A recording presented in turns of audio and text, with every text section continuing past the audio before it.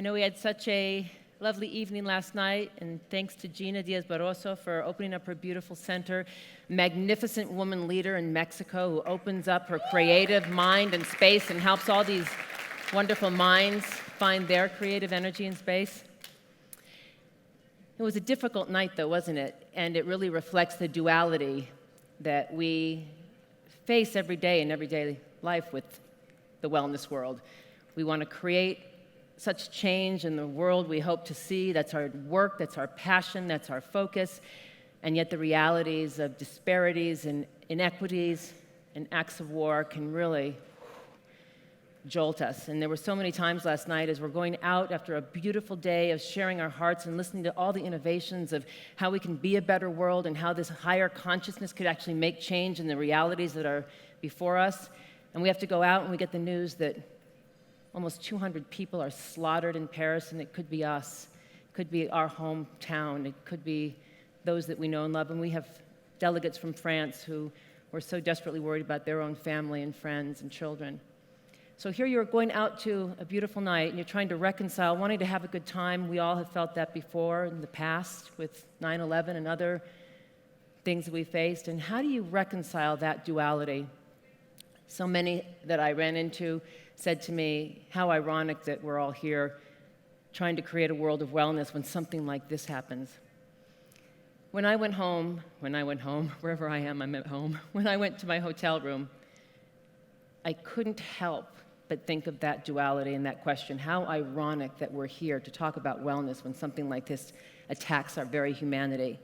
And it forced me to really think deeply, and I was very sad about it. And I wrote something that helped me focus my thoughts, and I'd like to share it with you. I'm not Edna St. Vincent Millay, and I hope that I am safe with your cherished hearts. This comes from my heart to you. It helped me deal with the tragedy of last night, and I think it might help us set the tone for this morning. The morning after such deep sorrow, here it is, the inevitable tomorrow. At our core, another shameful, useless act of war.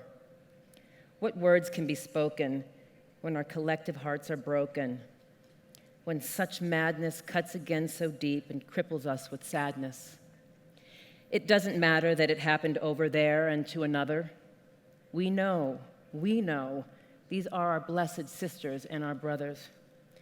How again to explain such loss, such pain? How do we find relief from such unconscionable grief? Where do we find reprieve from this horror now that it's again tomorrow? The world again so filled with fear, heightened threats again feel so near. How? Solidarity.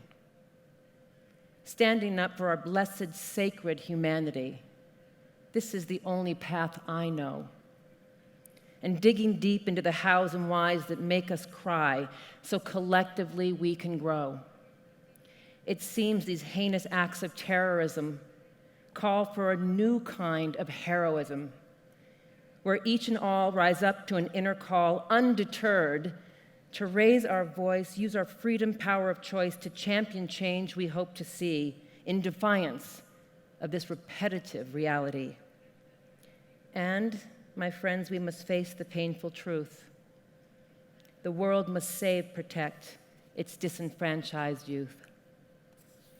So many are so desperate because they feel alone and separate from the heart and from each other.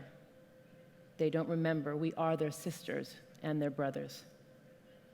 Kids in crisis turn to ISIS, just as kids at home turn to guns and violence. Can we hold their dream to belong, be seen in our hearts in silence? Despite all this technology and presumed connectivity, there's so much isolation and depravity. A globe so out of balance, not just in France, where so many feel so lost and just don't stand a chance. Those of us who believe in love, compassion, unity, and long for peace, desperate for this recurring nightmare to cease, let's pray together for clarity, to end the ills that come from such disparities, that deprive a soul a chance to thrive and feel alive, This is why they kill, and this is our greatest ill. How ironic, some have said, to be gathered here to speak of wellness in the world when so many end up dead. But I say, it's our very reason for being, emboldening our work, conviction, all we envision, hope, and dream. We can change the world, stop the bombs being hurled by helping others feel seen and whole. Let this simple truth be our weapon, the clarion calling of our souls. To Paris, your pain, we share it. We hold you in our hearts, in defiance. Today again, we begin, we start. The terrorists will not win. Today again, our work begins. Let's have a moment in silence for our friends, our brothers, our sisters in Paris.